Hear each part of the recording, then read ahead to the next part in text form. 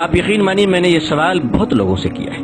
میں نے یہ سوال ایئر کنڈیشن کمروں میں بیٹھنے والوں سے کیا ہے, سڑک کے کنارے پھل بیچنے والوں سے کیا ہے, کلکتے کی سڑک پہ رکشہ چلانے والوں سے میں نے سوال کیا ہے. مجموعی طور پہ جو مجھے جواب ملا ہے اس کا ایک اوسط درجہ یہ ہے کہ ہندوستان میں مسلمانوں میں 5 وقتہ نمازی صرف 2% ہے.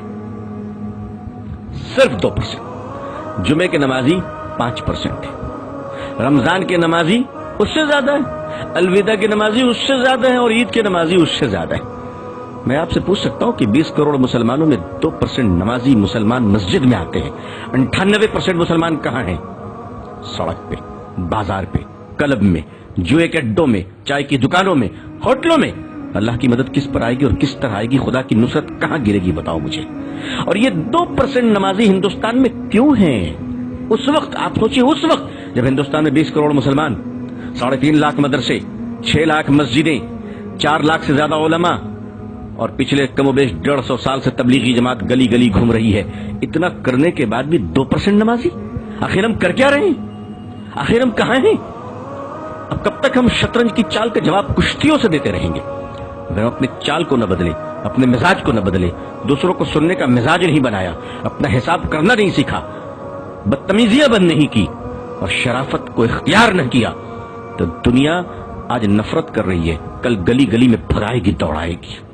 اس دنیا کو نفرت اسلام سے نہیں ہے, اس دنیا کو نفرت مسلمانوں کے بیڈ کریکٹر سے ہے, مسلمانوں کی بدتمیزی سے ہے, مسلمانوں کی بد زبانی سے ہے.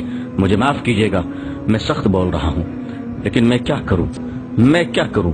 کوئی شادی کا منڈپ نہیں جا میں گلے مل کر مبارکباد دوں. میری قوم بارود کے ڈھیر پہ بیٹھی ہے, قوم کے ہزاروں جنازے تیار ہیں. میں محبت کی باتیں, سہلانے کی باتیں, چودھریوں کو سمجھانے کی باتیں, مالداروں کی خوشامد پسندی کی باتیں میں نہیں کر سکتا.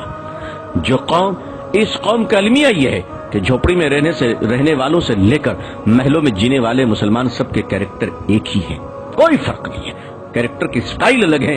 غریب جھوپڑیوں میں اور سڑک پہ بیٹھ کے بدتمیزی کر رہا ہے, جوا کھیل رہا ہے, اور مالدار کمروں میں بیٹھ کر انٹرنیٹ سے برائیوں کا بازار گرم کر رہا ہے. دنیا میں ہم کہاں پہنچ گئے؟ ہمیں اپنا احتساب کرنا پڑے گا. اب اسٹیج کے پہلوان نہیں, اب جلسوں کے پہلوان بن کر رت جگہ نہ کیجیے.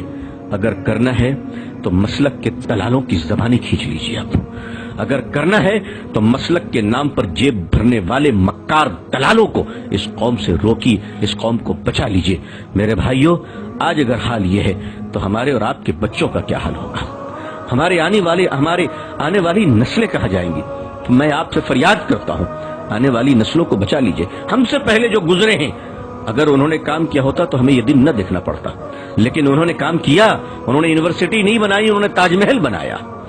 اگر وہ یونیورسٹی بنا کے دیے ہوتے, بے شک اللہ جزائے خیر دے ہمارے علماء کو, بزرگوں کو, کہ جنہوں نے مدارس قائم کر دیا. کم از کم آج ہمارے چہرے پہ داڑھی, سر پہ ٹوپی, اور زبان پہ اللہ کا نام تو باقی ہے. بے شک ہم اپنے بزرگوں کے قدردان ہیں, ان کی جوتیوں کو اپنے سر پہ رکھنا اپنی خوش نصیبی سمجھتے ہیں.